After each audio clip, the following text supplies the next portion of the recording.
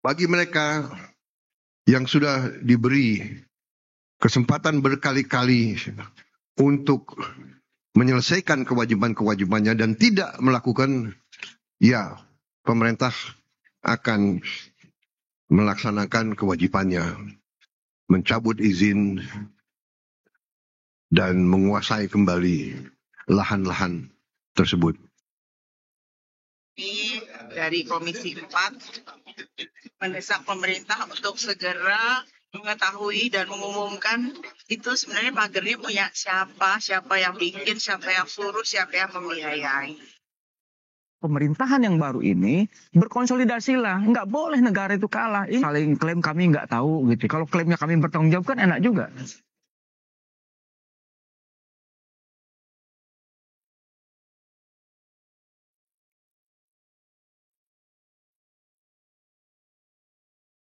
Selamat malam. Pagar bambu sepanjang lebih dari 30 km membentang di laut wilayah Tangerang hingga Bekasi. Pagar laut ini menjadi pusat perhatian hingga polemik tentang siapa yang harus bertanggung jawab. Terlepas dari semua pertanyaan di ruang publik, satu yang pasti, tak mungkin pagar laut ini hadir dalam semalam dan berdiri dalam bisik-bisik.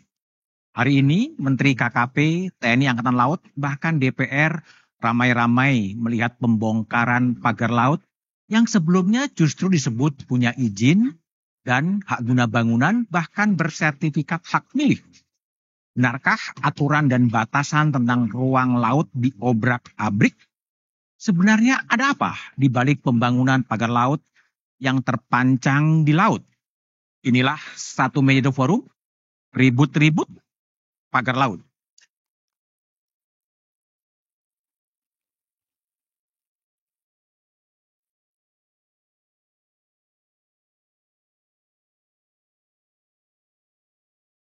Tentang Tangerang terus menjadi perbincangan. Tak hanya di Tangerang, pagar yang terbuat dari bambu ini juga ada di perairan wilayah Bekasi. Pagar serupa juga ditemukan di Jakarta Utara. Awalnya, semua kementerian dan lembaga diam saja. Namun setelah viral di dunia maya, satu persatu mereka buka suara. Menteri ATR BPN Nusron Wahid salah satunya. Dia mengakui perairan di Tangerang yang dipagari sudah memiliki sertifikat hak guna bangunan.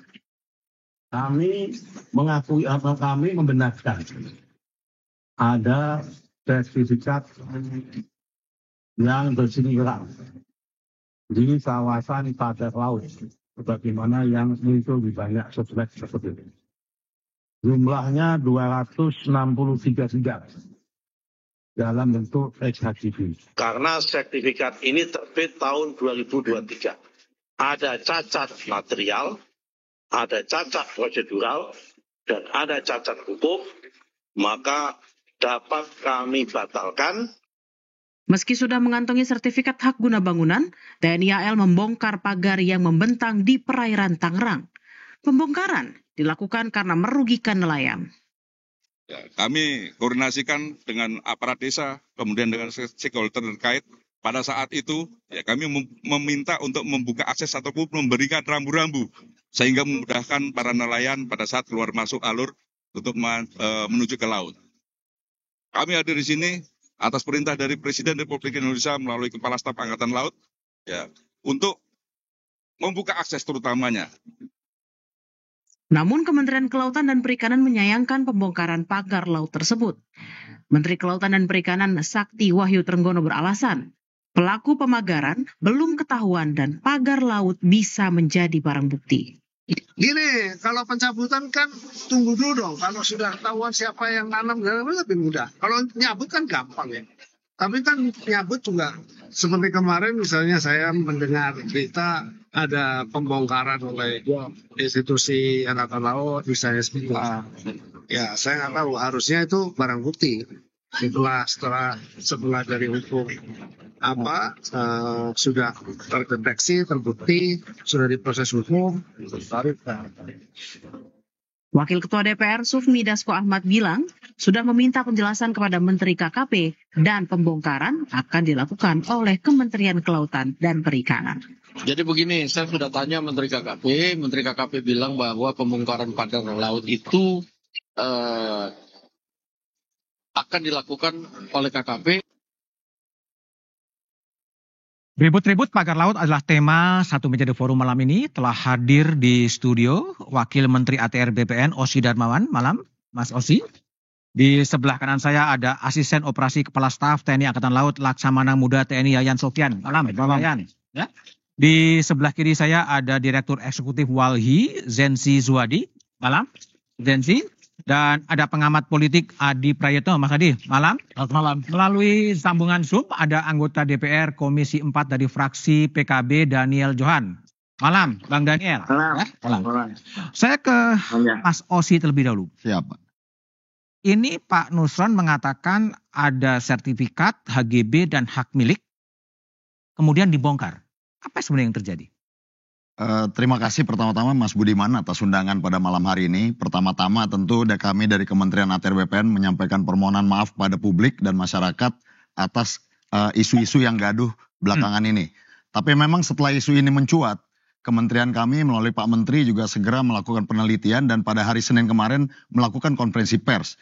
Bahwa dinyatakan memang benar di area sekitar pagar laut itu terbit HGB dan hak milik yang kalau secara jumlahnya perlu kami sampaikan ulang ada 263 bidang tanah yang sudah bidang tanah laut berbentuk sertifikat HGB, lalu 234 atas nama PT Intan Agung Makmur, lalu 20 bidang atas nama PT Cahaya Inti Sentosa dan 9 bidang atas nama perorangan dan kemudian 17 bidang bersertifikat SHM. Inilah yang kemudian harus di cross check bagaimana karena penelusuran dokumennya pada saat pengalihan hak dari menjadi hak milik ini, pengakuan haknya itu berdasarkan GIRIK pada tahun 1982. Kemudian kami berkoordinasi dengan Badan Informasi Geospasial pada hari Senin. Kemudian memang pada hari ini juga Pak Menteri Nusron sudah menyatakan bahwa ada sebagian yang masuk di dalam garis pantai, ada yang di luar garis pantai. Yang di luar garis pantai inilah yang kemudian dianggap sebagai memiliki cacat prosedur, cacat material dan juga cacat administrasi dalam penerbitan ataupun pengalihan hak-haknya tersebut. Itu sertifikat terbit pada tahun? Sertifikat ini terbit dalam kurun waktu 2023. 2023 Siap. Menerbitkan 260-an sekian sertifikat. 263 bidang. Diterbitkan oleh kantor BPN? Jadi kalau untuk pengakuan hak Mas Budiman, pengakuan hak dan juga pengalihan hak, ini memang kewenangannya ada pada kantor pertanahan kabupaten, tingkat kabupaten Tangerang. kota. Jadi memang secara prosedural memang seperti itu. Karena pengakuan haknya untuk menjadi hak milik ini dasarnya adalah GIRIK dari kelurahan. GIRIKnya ada, dokumennya ada, itulah yang kemudian dialihkan, diakui haknya menjadi hak milik. Jadi kantor Menteri ATR yang di Jakarta sama sekali tidak tahu? Saya pikir karena ini kejadiannya 2023, Kanwil ataupun pusat memang tidak ada kewenangan untuk mengetahui terkait hal itu. Karena ini prosesnya dilakukan oleh pihak kantor pertanahan Kabupaten Tangerang. Jadi ini sepenuhnya pada Tangerang ya dan Banten. Pusat tidak tahu. Ya tentunya itu yang fakta yang terjadi saat ini. Bahwa pengeluaran pengakuan hak dan juga pelimpahan hak itu dilakukan di kantor pertanahan Kabupaten Tangerang. Tapi izinnya sudah dicabut sekarang? Saat ini tadi pagi Pak Menteri juga sudah menyampaikan di konferensi pers. Karena ini ada yang di luar garis pantai, ini tentunya akan dilakukan proses pembatalan.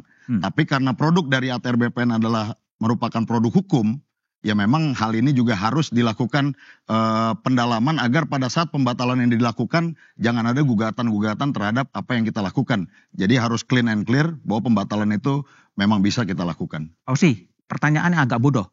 Lazim nggak sih tanah masih berbentuk laut kemudian di SHGB kan? Tentunya tidak lazim dan tidak boleh laut menjadi disertifikatkan. Namun ada beberapa case yang mungkin apabila dulu daratan lalu mengalami abrasi menjadi berkurang tanah itu atau tanah itu hilang.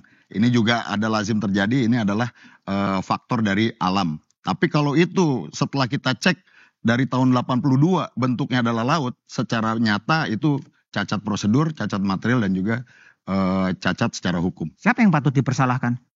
Ya kami pikir setelah proses ini dilihat bahwa ini memang betul-betul nyata ada di laut, proses selanjutnya adalah kita akan melakukan investigasi terhadap Kantor Pertanahan Kabupaten Tangerang. Oh, Paling Kabupaten tidak, Tangerang. Pak Menteri Nusron juga sudah menyampaikan kemarin ada 4 elemen yang harus dimintai lagi di dalamnya keterangannya. Yang pertama adalah juru ukur yang pada kaitannya kasus ini dilakukan oleh KJSB atau surveyor yang berlisensi dan ini memang dibolehkan. Yang kedua kepala seksi pertanahan pengukuran, yang ketiga kepala seksi penetapan dan yang terakhir kepala kantor pertanahan. Inilah yang harus kita dalami dan gali. Oke, baik Pak Laksamana Yayan yang mungkin ketiban sampur ya. Ya. Itu temuan dari TNI AL terhadap pagar laut itu seberapa rumit sih sebetulnya masangnya itu sebetulnya? Jadi begini Mas, bahwa kita bersama bahwa itu adalah wilayah dari Danlantamal 3 Jakarta. Oke. Laporkan kepada kami bahwa adanya pagar laut, pemagaran laut. Ya. Pemagaran laut, terus kemudian Bapak Kasal memerintahkan untuk membuka akses nelayan. Yang pertama akses nelayan dulu. Yang terpenting karena yang terganggu di sini adalah kepentingan nelayan. Bisa kita bayangkan kalau laut dipagari sepanjang 30,1 km. Nelayan di satu titik atau di satu desa yang ada di perairan tersebut, dia harus berputar. Sehingga nanti akan berpengaruh terhadap konsumsi bahan bakar. Terus kemudian untuk kapal-kapal nelayan itu menuju fishing ground-nya masing-masing. Demikian juga pada saat kembali. Muter lagi. Nah di sinilah ada suatu kepentingan rakyat, kepentingan masyarakat yang terganggu. Oke. Sehingga disitulah TNI Angkatan Laut khususnya hadir untuk membantu menyelesaikan permasalahan-permasalahan yang ada di daerah. Sebagaimana beberapa kali kami mendapatkan pengarahan dari Bapak Presiden bahwa TNI harus hadir dalam setiap kesulitan rakyat. Nah inilah implementasinya. Oke. Implementasinya hadir untuk membantu apa kesulitan rakyat. Sehingga TNI Angkatan Laut hadir. Yang pertama membuka akses. Akses untuk lalu lintas untuk mempermudah kapal-kapal nelayan dari desa menuju ke fishing ground-nya masing-masing. Demikian juga untuk kembalinya. Oke. Dan memberikan perambuan-perambuan sehingga mereka memudahkan mereka. Seberapa dalam pagar laut itu? Nah ini, investigasi yang dilaksanakan, yang pertama hari Sabtu kita turun. Ya, laksanakan penyelaman, itu konstelasi pantai di sana itu berbeda-beda. Ada yang dalam, setengah dalam, dan bahkan tadi kita menggunakan LVT-7-nya Marinir, jarak kurang lebih 1000 meter dari garis pantai itu sudah menyentuh dasar laut. Oh, nah terus kemudian itu bambu sudah tertanam sehingga kedalaman ya tertancap sekitar 1,5 meteran lah. 1,5 meter dari dasar laut? Dari dasar laut. Oke. 1,5 meter dari dasar laut sehingga dari permukaan sampai dengan ujung bambu itu ada sekitar 4 meter, rata-rata 4 meter. Rata-rata 4 meter. Rata-rata 4 meter. Itu mungkin nggak dikerjakan oleh nelayan? Kalau logika kami ya, seperti yang tadi kemarin di media disampaikan juga, tidak mungkin. Tidak mungkin. Artinya nelayan dihadapkan dengan keterbatasannya nelayan. Jangankan untuk memberikan pagar sedemikian panjang, untuk makan aja mungkin terbatas. Nah ini apa namanya? Seperti yang kemarin analisis dari Bapak Menteri dan sebagainya. Demikian. Baik Pak Yayan. Saya ke Daniel Johan. Bung Daniel, anggota Komisi 4 DPR dari PKB. Temuan DPR di lapangan apa Bung Daniel? Ini pagar laut ini siapa yang nanam? Ya, makasih Pak Bambang. Yang pasti tentu sangat ajaib kalau misalkan itu dilakukan swadaya oleh nelayan ya. Oh, ajaib. Karena nelayan ini bahkan untuk beli solar melaut saja mereka sangat kesulitan. Jadi mereka kan masuk yang strata bahkan yang benar-benar harus kita perhatikan karena memang kadang-kadang banyak tingkat kemiskinan yang tinggi ya. Nah, tadi kita ke lapangan, kami nih kalau kampanye kan pasang bendera pakai bambu juga sama kan. Nah, masang darat aja lumayan sulit tuh. Yang paling gampang kan kalau cuma diketali. Tapi kalau harus pantek sampai 1 meter ke tanah aja sulit. Nah tadi kita ke lapangan melihat situasi, apalagi di laut jauh lebih sulit, berpuluh kali lebih sulit daripada, apalagi tadi dijelaskan bahwa bisa sampai 4 meter. Oke. Nah bambu yang 4 meter itu hanya mahal, ini sampai 30 kilo. Jadi saya rasa, wah. Mungkin nelayannya gotong royong, Daniel? Ya nggak mungkin juga. Jangankan nelayan. Pengusaha aja yang mungkin uangnya sangat banyak, kalau cuma disuruh bikin pagar tanpa ada perhitungan keuntungan, nggak mungkin akan dilakukan. Karena itu kan pasti belasan miliar itu habis. Belasan miliar ya? Oke, baik. Oke Daniel. Bung Zenzi, jadi dari Walhi, ini fenomena apa ya? Tiba-tiba orang ribut gitu dengan pagar laut, nggak tahu semua, ketika viral baru kemudian heboh semuanya, DPR-nya kesana kemari, tapi analisnya setelah jeda berikut ini.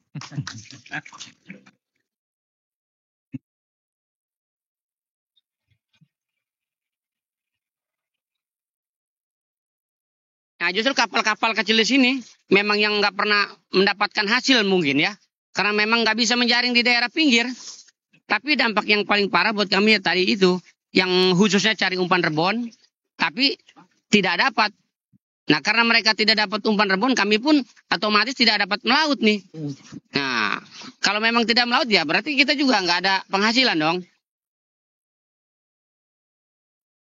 Oke, Zenzi. Apa yang Anda tangkap ya? Apakah memang pemagaran laut ini memang ngijon untuk reklamasi sebetulnya? Iya, ini dipastikan untuk reklamasi. Oke. Dan ini nggak bisa dilihat di pagar lautnya saja. Ini juga mesti dilihat di wilayah mana tambangnya, pasir yang akan ditambang. Pasir yang akan ditambang, oke. Dari mana? Nah, ini dia nggak akan selesai, maksud saya di pagar ini aja. Menurut saya Presiden harus membentuk Satgas. Satgas? Ya. Satgas? Yang melibatkan seluruh kementerian dan penegak hukum serta TNI. Karena kalau itu tidak dibuat, ini kita tidak akan sampai kepada siapa yang punya perencanaan ini. Oke. Nah, kalau kita tidak sampai kepada siapa yang merencanakan ini artinya negara dikerjain sama pengusaha. Negara dikerjain sama pengusaha? Ya, ini dikerjain ini namanya. Oke. Nah, tapi apa mungkin pengusaha ngerjain tanpa persetujuan dari negara? Semestinya tidak boleh.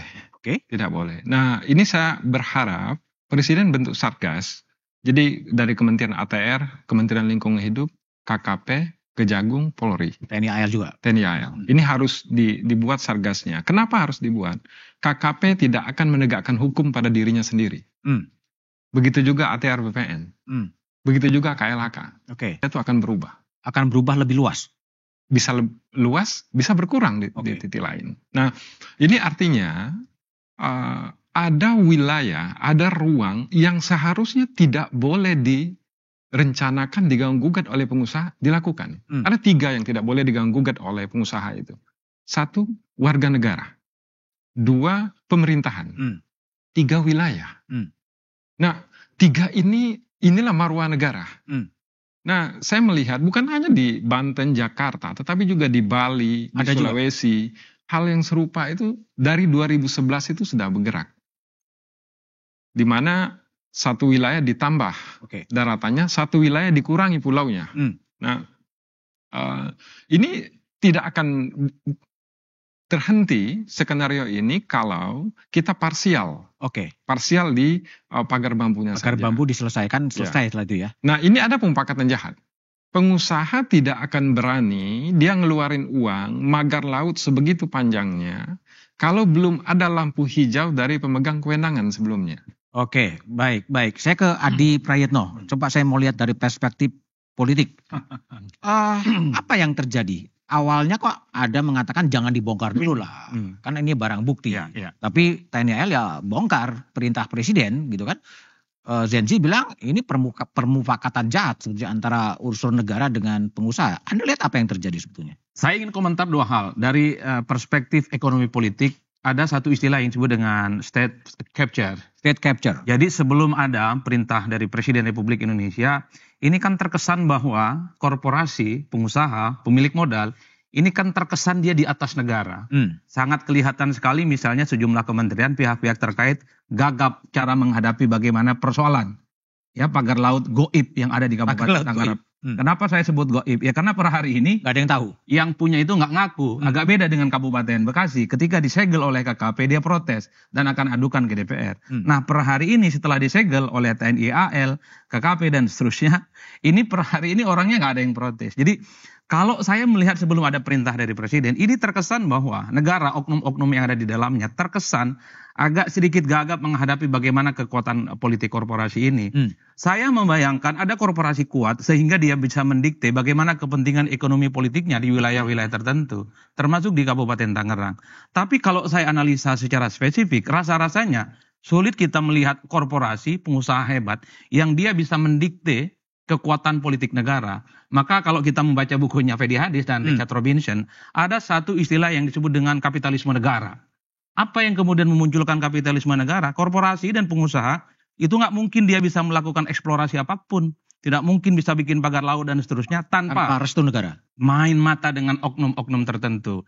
Artinya apa? Pejabat-pejabat yang kemudian mengeluarkan sertifikat, kemudian hak ini, hak itu juga adalah untuk kepentingan insentif ekonomi. Makanya kemudian Fedi Hadis itu mengeluarkan ada satu teori yang disebut dengan koalisi politiko birokrasi predatori.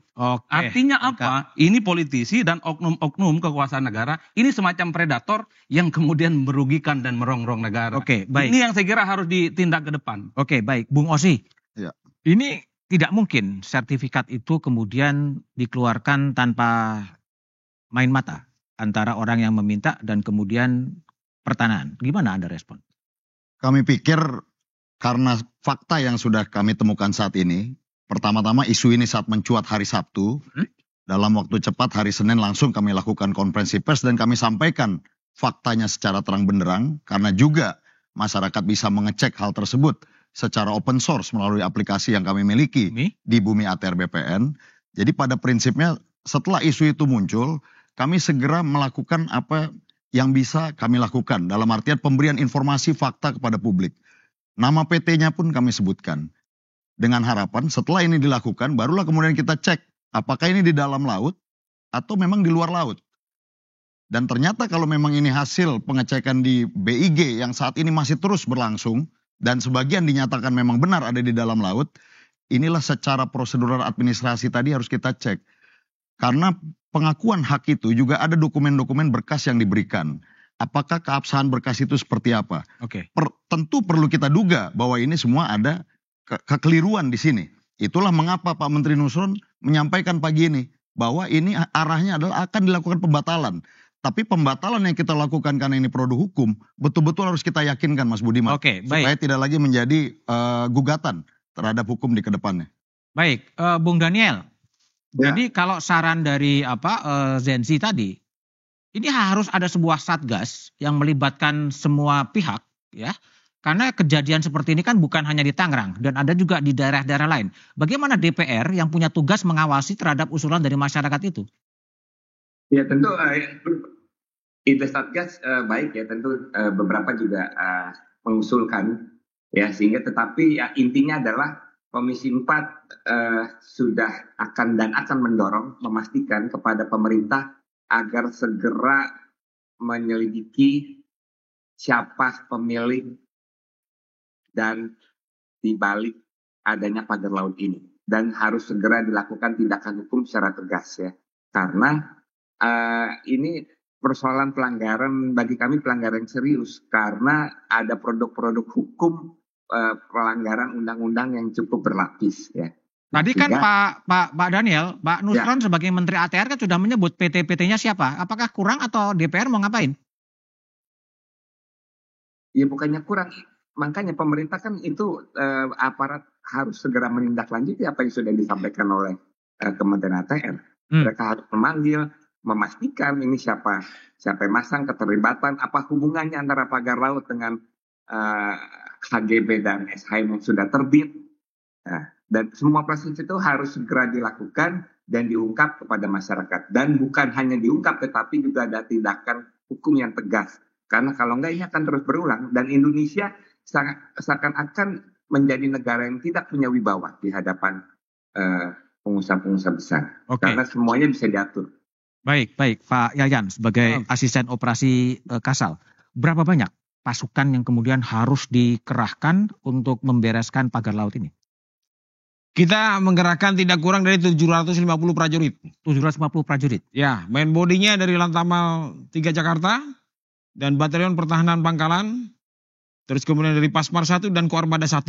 Di dalamnya ada prajurit-prajurit yang terjun langsung untuk bersama-sama dengan masyarakat, bersama dengan kementerian lembaga terkait. Tadi terlihat di lapangan kita berkolaborasi dengan Polairut, dengan polisi, dengan Kodam Jaya, dengan Bakamla, dengan KP3, KPLP, dan nelayan. Nah, itulah. Terus kemudian alutsista yang sudah dilibatkan pada tahap yang pertama pada hari Sabtu kita menggunakan 2 tugboat. Tugboat itu kapal yang spesialis memiliki power yang besar. Biasanya digunakan untuk menarik-narik kapal pada saat kapal lepas dan sandar. Terus kapal-kapal patroli, terus kemudian kapal-kapal penyelam dan Kopaska yang dia terjun sampai menyelam sampai dengan dasar laut, mengikat dengan tambang, ditarik dengan bersama-sama dengan alutsistanya Angkatan Laut, polisi, Bakamla, terus nelayan dan sebagainya. Itu effort yang cukup luar biasa. Dan saya sampaikan kepada prajurit-prajurit, kalian tidak hanya semangat saja, tetapi keselamatan kalian harus juga perhatikan. Arus tinggi ya? Arusnya kenceng. Oke, baik. Bung Osi, ini setelah Pak Yayan dan timnya kemudian membongkar pagar laut gitu, terus mau diapain? Apakah kemudian setelah dibongkar kemudian selesai? Tapi jawabannya setelah jeda berikut ini.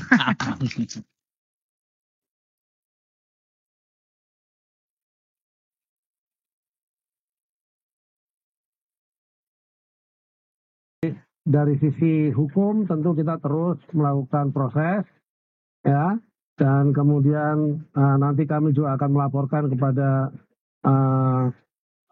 mitra kerja kami di DPR Komisi 4 mencari sebetulnya KKP itu sekali langsung melakukan penyegelan punya waktu 20 hari untuk kemudian mencari siapa sebetulnya yang melakukan pemagaran. Masih bersama saya Budiman Tanrejo di satu meja The Forum. Mas Osi, setelah dibongkar ya Pak Yayan dan timnya membongkar, lalu apa yang mau dilakukan? Oke, Mas Budiman, jadi pada prinsipnya kementerian kami memiliki komitmen yang disampaikan Pak Menteri bahwa ingin menyelesaikan isu ini dalam ranah tugas dan fungsi di Kementerian ATR BPN. Paralel tadi pagi Pak Nusron langsung menuju TKP untuk juga menunjukkan sinergitas di Kabinet Merah Putih ini untuk menuntaskan permasalahan ini. Dan juga kami tadi pagi juga menghadap kepada Pak Menko Agus Harimurti Yudhoyono yang juga memberikan arahan agar menyelesaikan isu yang kaitan dengan TUSI yang ada di kementerian kami, yaitu menyelesaikan isu masalah polemik HGB dan hak milik yang ada. Nah, setelah pembongkaran ini dilakukan yang memang merupakan ranah dari perizinannya di KKP dan juga dilakukan oleh TNI AL, kami dari internal Kementerian ATR BPN saat ini Pak Menteri sudah menugaskan APIP yang ada di internal kementerian kami untuk melakukan pendalaman ataupun permintaan keterangan terhadap 4 elemen yang tadi kami sampaikan. Untuk juga mendapatkan kepastian agar pembatalan ini bisa segera dilakukan oleh Kementerian ATR BPN. Sudah jelas faktanya saat ini bahwa itu ada di laut, tinggal kita secara administrasi kita yakinkan agar kemudian hari tidak menjadi polemik kembali. Oke, baik. Zenzi, cukup Kak? Kemudian kalau lihat tren kan yang mengeluarkan sertifikat kemudian akan ditindak atau diapain? Kalau menurut Anda, apakah memang beban itu harus dilakukan kepada pelaksana di lapangan? Momentum ini menurut saya rugi kalau hanya sampai kepada bongkaran pagar dan langkah korektif terhadap sertifikat itu. Karena sebenarnya ini fenomena gunung es. Masalah yang disebabkan oleh Kementerian KKP, masalah yang disebabkan oleh Kementerian ATR BPN, Kementerian Kehutanan. Ini daya alam. Tujuannya satu, penegakan hukum terhadap pelanggaran seperti pemagaran itu. Yang kedua, langkah korektif terhadap kesalahan penggunaan wewenang. Apa bentuknya? Seperti sertifikat HGB yang ada di Tangerang. Yang ketiga, langkah yang harus dilakukan adalah mencari mindset dari ini. Saya nggak yakin ini hanya perusahaan investor yang punya rencana. Karena dalam waktu yang hampir bersamaan dengan keluarnya sertifikat-sertifikat tersebut, Presiden juga menandatangani tahun 2023 itu peraturan pemerintah tentang penempatan pasir sedimentasi. Pasir yang akan dipakai untuk nguruk ini. Menurut saya terlalu lugu Presiden tahun 2023 itu menandatangani satu peraturan pemerintah. Dalam waktu yang sama ada juga yang mau nambah daratan di Jakarta. Artinya ini terorkestrasi? Terorkestrasi. Sistematis? Nah, yang harus dibongkar, yang harus melibatkan seluruh penegak hukum itu, apa benefit, apa bentuk suap, apa bentuk keuntungan penyalahgunaan wewenang itu pada tahun 2023. Itu harus dibongkar. Oke, baik. Adi, jadi ini kalau yang terjadi, pemerintahan yang lalu kemudian meninggalkan masalah yang harus diselesaikan oleh pemerintahan baru. Betul nggak? Ya saya kira begitu, dan yang paling penting adalah secara prinsip harus ada pengawasan yang ketat terkait dengan sertifikat hak guna dan seterusnya itu, Bang. Coba Anda bayangkan, kita semua, ada sekitar 263. Itu sertifikat yang nggak main-main, jumlahnya besar. Itu artinya apa? Kalau ini tidak dijadikan sebagai trigger, akan begitu banyak sertifikat-sertifikat yang lain yang bermunculan terkait dengan pemagaran-pemagaran gaib yang bukan hanya di Kabupaten Tangerang. Mungkin juga di kampung saya di Sumeneb karena ada juga Madura ya? Jangan-jangan ada di situ. Karena tidak diungkap, maka ini menurut saya sebagai pintu gerbang. Tapi secara prinsip, hari ini energi kita itu memang sangat heroik, Bang. Heroik. Ingin mengungkap sekaligus, ingin tahu sebenarnya siapa mastermind, aktor utama terkait dengan pemagaran ini. Karena tentu bukan kaleng-kaleng. Kalau cuma nelayan biasa, udah wassalam ini barang, Bang. Ada cerita memang di negara kita, kalau sudah berkaitan dengan korporasi besar, ini penanganannya agak lambat dan hati-hati. Karena di tengah heroisme itu, tentu saya ingin memulai dari kawan-kawan DPR. Berani tidak sejumlah pihak yang selama ini sudah mulai speak up ke publik, ada yang katanya swadaya nelayan, panggil aja ke DPR. Ada misalnya perusahaan-perusahaan yang disebut yang punya HGB dan seterusnya, panggil aja audiensi. Bagaimana mereka itu jalan ceritanya punya hak kelola ataupun hak bangun yang ada di situ. Itulah yang saya sebutkan. DPR ini kan selalu bicara atas nama rakyat. Jadi nggak perlu bikin pansus, nggak perlu bikin panja. Langsung aja panggil satu persatu. Tanya bagaimana hal ihwal terkait dengan pemagaran yang ada di Kabupaten Tangerang. Ini transparan, Bang. Dan kasusnya bukan sehari dua hari. Sejak 2001, 2002, 2003, dan seterusnya. Itu versi nelayan-nelayan yang ada di Kabupaten Tangerang. Sering dilaporkan, sering dikeluhkan. Karena ada aktivitas yang saya kira dari pagi sampai malam. Dan itu cukup mengganggu dan sekarang menguap. Ini adalah momentum bagaimana untuk mengungkap apa sebenarnya yang terjadi di Kabupaten Tangerang. Tentu kita tidak mau. Ini hanya sebatas hore-hore, tepuk tangan, banyak apresiasi, sudah ada pembongkaran di mana-mana, tidak ada endingnya. Tapi kan Presiden Prabowo sudah mengatakan untuk dibongkar. Betul. Oleh karena itu, bagi saya ketika Presiden sudah turun tangan, nggak ada cerita kementerian-kementerian, pihak-pihak terkait termasuk DPR yang katanya selalu tegak lurus kepada pemerintah untuk tidak mengungkap setuntas-tuntasnya apa sebenarnya motif pemagaran yang ada di Kabupaten Tangerang ini. Karena saya sebut goib. Karena pemiliknya nggak mau ngaku, nggak protes, dan tidak mau akan memperkarakan di jalur hukum. Di tempat yang lain, kalau kemudian disegel, dipagarin, protes, Bang. Di Kabupaten Tangerang, senyap. Seakan-akan tidak ada pemiliknya. Bahkan, Bang, kalau kita sebagai rakyat boleh berharap, kalau bisa, pagar itu bukan TNI AL yang mencabut. Mereka lah yang bikin, yang cabut sendiri. Biaya sendiri, nyelam sendiri. Biar repot sendiri. Ini yang mereka bikin huru-hara. Kemudian negara yang bikin repot. Kacau juga ini barang. Kau yang mulai, kau yang mengakhiri ya. Oke, Bung Daniel. Jadi target Anda, Komisi 4 DPR ini mau dibawa kemana barang ini? Ya, tentu nanti nggak hanya Menteri KPK yang kita panggil, juga kita akan melakukan RTPU. Ya, termasuk tadi yang sudah disinggung masyarakat nelayan yang terdampak, yang menyatakan mendirikan secara swadaya, termasuk perusahaan-perusahaan yang sempat muncul namanya. Oh, akan dipanggil juga? Ya, ada agenda seperti itu. Oke. Kapan itu? Minggu depan, karena kan abis ini kita banyak kebentur hari libur, hari besar ya. DPR mengenal libur juga ya? Ya, tapi kan kalau yang dipanggil kan emang nggak ada kegiatan kalau resmi kan. Oh begitu, oke. Kantornya tutup. Kantornya tutup. Oke, baik. Pak Yayan, Rampur sampai dikerahkan ya kendaraan tempur itu. Betul lah.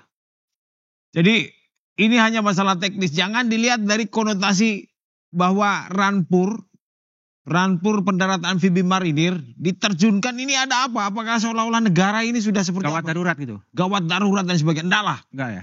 Tapi ini lebih ke masalah teknisnya. Sehingga pada hari Sabtu kita sudah melaksanakan pembongkaran dengan menggunakan tugboat yang tadi saya katakan memiliki power yang besar. Ternyata setelah dievaluasi pada hari Senin, Bapak Kepala Staf Angkatan Laut menghadiri undangan Kementerian Kelautan. Di situ kita evaluasi bahwa di perairan tersebut tidak hanya perairan yang kedalaman di atas 3 meter, ada juga kedangkalan-kedangkalan. Sehingga diputuskan Bapak Kasal memerintahkan gunakan peralatan yang bisa menjangkau baik ini perairan yang dalam maupun yang dangkal. Nah, diterjunkanlah itu. Jadi lebih karena urusan teknis saja ya. Lebih kepada urusan teknis. Satu lagi yang pada kesempatan ini saya sampaikan bahwa TNI Angkatan Laut dalam hal ini Pusat Hidrografi dan Oceanografi itu sudah memetakan, mengeluarkan berita navigasi, KNBPI namanya. Kabar Navigasi Berita Pelaut Indonesia. Yang isinya? Yang isinya yaitu di situ sudah ada obstacle, bahaya-bahaya navigasi berupa pemagaran di situ. Agar seluruh pengguna laut hati-hati. Itu berhati-hati. Nah, ini ya sesuai dengan kita kan referensinya hukum nasional maupun hukum internasional. Di dalam UNCLOS kita sebagai negara pantai memiliki hak dan kewajiban. Ya. Kita sebagai negara pantai memiliki hak untuk melaksanakan penegakan hukum.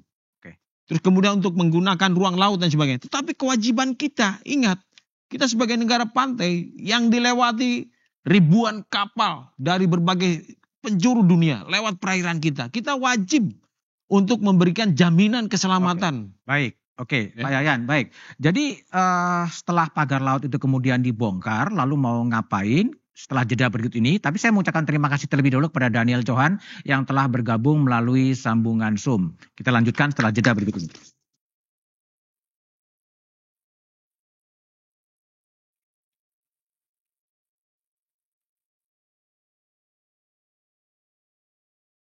Bersama saya Budiman Tanrejo di satu meja The Forum. Bung Osi, refleksi Anda, apakah mungkin kantor ATR BPN itu kecolongan sebetulnya?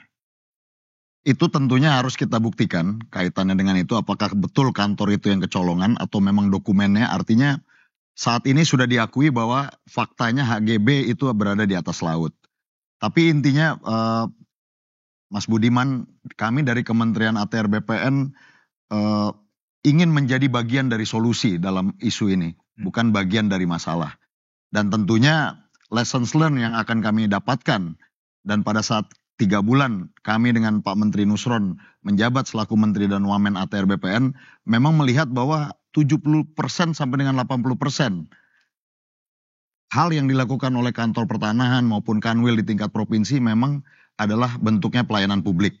Dan jika itu pelayanan publik, maka kita mengidentifikasi ada 2 hal yang betul-betul harus kita perhatikan.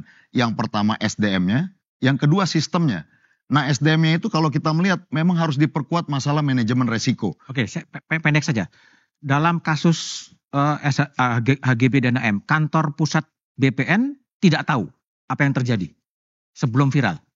Ya ini yang kita sedang dalami Mas Budiman. Apakah itu nanti keterangan dari mereka melakukan pelaporan atau hal-hal yang lain.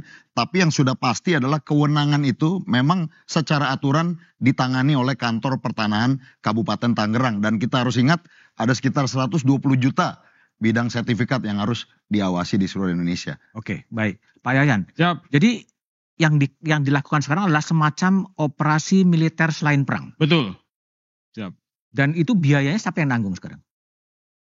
Kemarin hasil rapat koordinasi dengan Kementerian Kelautan sementara didukung oleh instansi masing-masing. Oke. Jadi kami menanggung prajurit yang kita kerahkan dari Angkatan Laut ya 750 orang itu. Ditanggung oleh TNI Angkatan Laut? Oleh TNI Angkatan Laut. Termasuk untuk bahan bakar, operasional, kendaraan-kendaraan tempur yang kita kerahkan. itu ditanggung oleh TNI Angkatan Laut untuk internal kita, Untuk internal untuk prajurit kita. itu akan sampai berapa lama? Kalau kami berikan sementara ini diberikan baru 6 hari. 6 hari. Ya, jadi 750 orang kali indeks personil untuk uang makan operasinya kali 6 hari yang sudah kita distribusikan. Oke. Tapi betul, pertanyaan juga apakah TNI AL juga kemudian kecolongan tiba-tiba pagar laut udah 30 km juga? Ya apa namanya, jadi kita mendapatkan informasi bahwa sudah adanya pagar laut, terus kemudian saat itu kita langsung hadir di situ. Jadi dan Lantamal 3 sudah intercept kepada masyarakat setempat untuk menanyakan siapa, terus kemudian apa kesulitan masyarakat, permohonan dari masyarakat, Pak, buka akses. Tolong buka akses kami, Pak. Ya, saat itu kita buka akses. Ya, saat itu kita buka akses. Jadi apa namanya, konflik masalah pagar laut ini. Jadi pada kesempatan ini juga tidak hanya TNI Angkatan Laut khususnya hadir di Tanjung Pasir saja. Sampai dengan saat ini sejumlah prajurit TNI itu tersebar di berbagai pulau-pulau terluar yang tidak berpenghuni. Ya. Terus kemudian di langit kita, di samudera kita, di daerah-daerah konflik. Sehingga TNI memiliki tradisi dan budaya pada saat prajurit akan melaksanakan tugas. Kenapa dilepas? Kenapa dihormat? Separuh nyawa kita sudah hilang. Baik, Pak Yayat. Ya. Zen, jadi lesson learn-nya apa sih yang bisa dipetik gitu?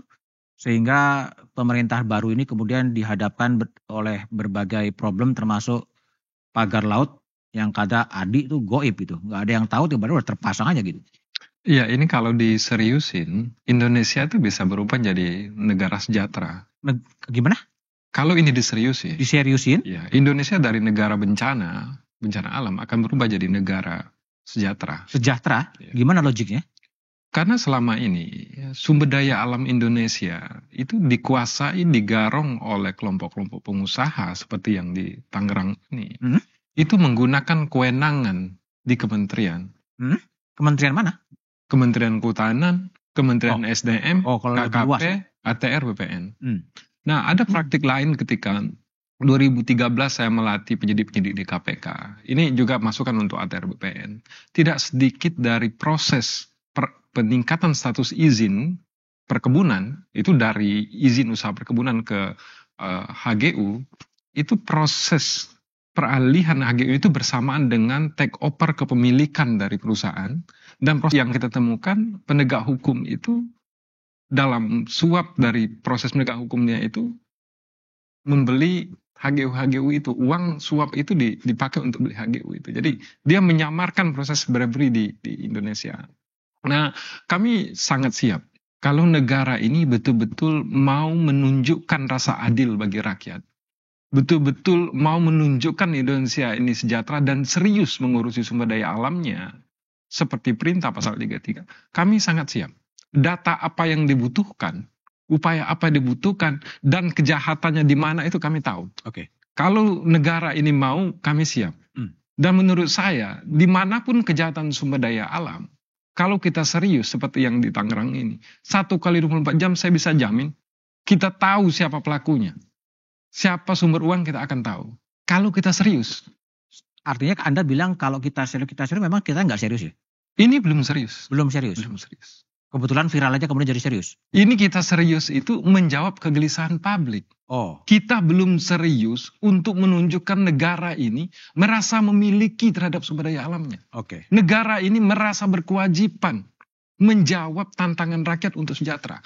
Baik. Adi, jadi apa refleksi dan lesson learn dalam kasus ini, Di? Dan ke depan harus gimana? Bagi saya sederhana, rezim sudah berganti dari Jokowi ke Prabowo Subianto. Jadi hal-hal yang selama ini kontroversial, yang selalu menimbulkan kegaduhan di level publik, terutama soal eksploitasi sumber daya alam kita, ke depan itu tak ada cerita lagi, Bang. Apalagi kita membaca hasil survei Litbang Kompas, tingkat kepuasan publik terhadap Prabowo dan Gibran itu kan di atas rata-rata, termasuk juga per hari ini tidak ada satupun partai politik yang jadi oposisi, yang saya sebut sebagai bekal politik untuk menyelesaikan persoalan-persoalan yang tidak pernah tuntas. Tentu ke depan kita tidak ingin lagi mendengar ada sertifikat abal-abal, sertifikat HGU yang kemudian itu merugikan rakyat.